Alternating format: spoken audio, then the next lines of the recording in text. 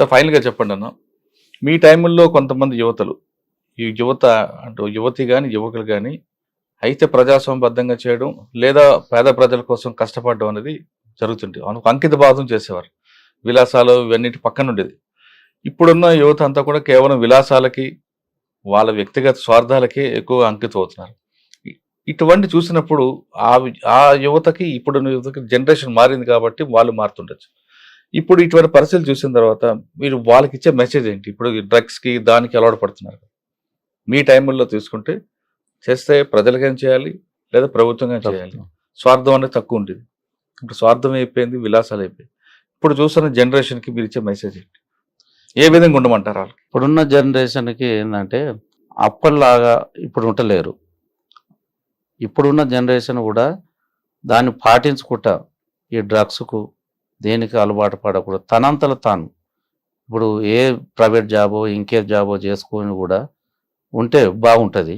ఇప్పుడు అట్లా కాకుండా మేము ఎక్కడికో పోతున్నాము, ఏడనో చదువుకుంటున్నాం అనేది వేరే విలాసాలకు అలవాడి, వాళ్ళ తల్లిదండ్రులకు శోభించి, వాళ్ళకి ఇటు వాళ్ళ లైఫ్ ఖరాబ్ చేసుకోవడం అది కరెక్ట్ కాదు. మీరు చెప్పింది మంచిదే. ఆ విధంగా ప్రవర్తిస్తున్న యువతకి వాళ్ళ తల్లిదండ్రులు ఏం చేయాలి? తల్లిదండ్రులు అంటే చెప్తురు. తల్లిదండ్రుల పాత్ర ఉందంటారా? లేదంటారా? తల్లిదండ్రులు చెప్తురు. తల్లిదండ్రులు దోలిచ్చేది ఏమిటికి, నా కొడుకు బాగుపడాలి, ఇంకేదో జాబ్ చేయాలి, అప్పు తెచ్చైనా ఇచ్చి చదివిపిస్తుర్రు. వీళ్ళు అట్లా చేస్తలేరు కదా. వాళ్ళు తెల్లారు చేస్తే కూడా నా కొడుకు బాగుండాలి, మంచిగా ఉన్నావా అనేది అడుగుతుర్రు. అంతేగాని వీళ్ళు ఏం చేస్తున్నారు అనేది అడుగుతుర్రు మధ్యన. వీళ్ళు ఆ పక్క పెడితే తల్లిదండ్రులు దాంట్లో ఎంకరేజ్ ఏది లేదు. హ్మ్. తల్లిదండ్రులు ఎంకరేజ్ ఇలాంటి అలవాటు చేయమనేది తల్లిదండ్రులు ఎంకరేజ్ ఎక్కడ కూడా లేదు. వీళ్ళకు ఈ ఆలోచన వచ్చి వీళ్ళు చేసుకుంటారు అంతే తప్ప కానీ కానీ దానివల్ల దేశానికి నష్టమే కదా. దేశానికి నష్టమే, ఇప్పుడు తల్లిదండ్రులకు నష్టమే, సమాజానికి కూడా నష్టమే. అది ఏం చేయమంటారు వాళ్ళందరినీ? ఆ వాళ్ళ విధంగా ప్రవర్తిస్తున్న వాళ్ళు?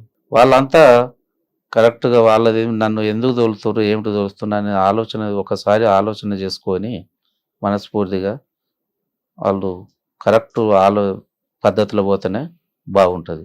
అన్న కోనాపూర్ సాంబశివుడు మీతో పాటు పనిచేశారు. ఎందుకు బయటకు వచ్చారు ఆయన? అరెస్టా? సరెండర్ అంటారు? సరెండర్. సరెండర్ అయ్యారు. వచ్చి అనేది రాజకీయంగా నిలబడదాం, ప్రజల్లో కలుద్దాం అనుకుంటున్న టైంలో మీ గ్రామంలో ఆయన హత్యకు గురవుతారు నయం చేతిలో. అసలు ఎలా జరిగింది? సాంబశివుడు హత్య ఎలా జరిగింది? సాంబశివుడు బయటకు వచ్చినాక కొద్ది రోజుల తర్వాత సంగం గ్రామానికి, అక్కడ మన ఒలిగొండ మండలానికి ఇట్లా వస్తే అందరూ కూడా మీరే పిలిపించారట కదా. అన్నకు కొంతమంది కలిసి వేరే విలేజ్లో మన ఊర్లో దాదాపు 90% అంతా సానుభూతి పరులే టోటల్గా. ఆ కాలంలో కూడా అప్పటి నుంచి అన్న ఉండేందనంటే, అన్న అందరు కలుస్తురు, అన్ని విలేజ్లో కలుస్తురు, మీటింగ్ పెడదామన్న, ఈ సంఘాలు కూడా చాలామంది జాయిన్ అవుతుర్రు అనేది అన్నాడు మనతోటి. అంటే సరే అన్న మీరు నిర్ణయించుకోరి, మరి మీరు ఏమంటారు అని అంటే, లేదన్నా ఒకనాడు సభ పెడదాము అనేది. అంటే డేటును అన్న కూడా ఫిక్స్ చేసి 2011 26 తారీఖు నిర్భాష అది నెల ఉంది. ఆ రోజు డేట్ ఫిక్స్ చేసినాం. రాములుండు, సాంబశివుడు, మేము ముగ్గురం కలిసే డేట్ ఫిక్స్ చేసినాం. ఆ డేట్ నాడు కార్యక్రమం చేసినాం. సాయంత్రం 4 గంటలకు కార్యక్రమం చేసినాం. కార్యక్రమం చేసిన అన్న వచ్చేసిండు, స్టేజ్ మీద వచ్చి చాలా నాయకులు కూడా వచ్చేసారు, మాట్లాడారు. అక్కడనే రాత్రి ఒక 11:30 అయింది. సభలో 11:30 అయింది. సభ అయిపోయినాక అన్న భోజనానికి మన ఇంటి దగ్గరనే భోజనం ఏర్పాటు చేసినాం. ఏపూరు శోభన్న కళా బృందం ఉంది, డాక్టర్ చెరుకు సుధాకర్ అన్న ఉండు. ఇది కార్యక్రమం అయిపోయినాక అన్న భోజనానికి రారంటే, మా పిల్లలు అప్పుడు చిన్న పిల్లలు కదా చూసినాం, వాళ్ళందరిని పిలిపించుకుని, ఈమె కూడా మా మిస్సెస్ని పిలుచుకొని, అక్క సత్తక్క బాగురా అనేది మాట్లాడి, అన్న రండి అన్న ఇంటికి పోదామంటే, లేట్ అయింది అక్క, ఇప్పుడు ఒలిగొండలో భోజనం చేసిరట, మళ్ళీ ఒకసారి వద్దామని మాతోటి ఒక 10 నిమిషాలు అక్కడ మాట్లాడిండు. మాట్లాడి అన్న మళ్ళీ కలుసుదాం అనేది వెళ్ళిండు అతను. ఆయన వెళ్ళిన కొద్దిగా కాబట్టి ఆయన పోయినాక మళ్ళీ మేము కళాకాల బృందం, ఏపూరు సోమన్న బృందం, డాక్టర్ చెరుకు సుధాకర్ అన్న వచ్చి మనం ఇంటి దగ్గర అన్నం తింటున్నాం. అన్నం తింటున్న ఒక 10 నిమిషాలల్లా, అన్న సాంబశివుని మర్డర్ జరిగిందట ఇక్కడ గోకారం ఎక్స్ రోడ్ కాడ అన్న అనగానే మేము అంతా చేయి కడుక్కొని చెరుకు సుధాకర్ అన్న కారు వేసుకొని వెళ్ళిపోయినాం. అక్కడికి పోయే వరకల్లా మొత్తం గ్లాసులు వలిగి ఉన్నాయి. అక్కడ ఎవరు లేరు. మేము పోతేనే చెరుకు సుధాకర్ అన్న తిరుపతి అన్నకు ఫోన్ చేసిండు. డీఎస్పీకి ఫోన్ చేసిండు. ఎస్ఐకి ఫోన్ చేసినా ఎవరు కూడా లిఫ్ట్ చేయలేదు. పోకుండా అక్కడ ఒలిగొండ పోయినాం. ఒలిగొండ పోయే వరకల్లా భూపాల్ రెడ్డి హాస్పిటల్ వేసేసిండు. భూపాల్ రెడ్డి హాస్పిటల్ పోయే వరకల్లా మేము పోయి అక్కడికి చేరుకున్నాం. చేరుకున్న క్రమంలో ఈ పేగులు మొత్తం బయట పడిపోయినాయి.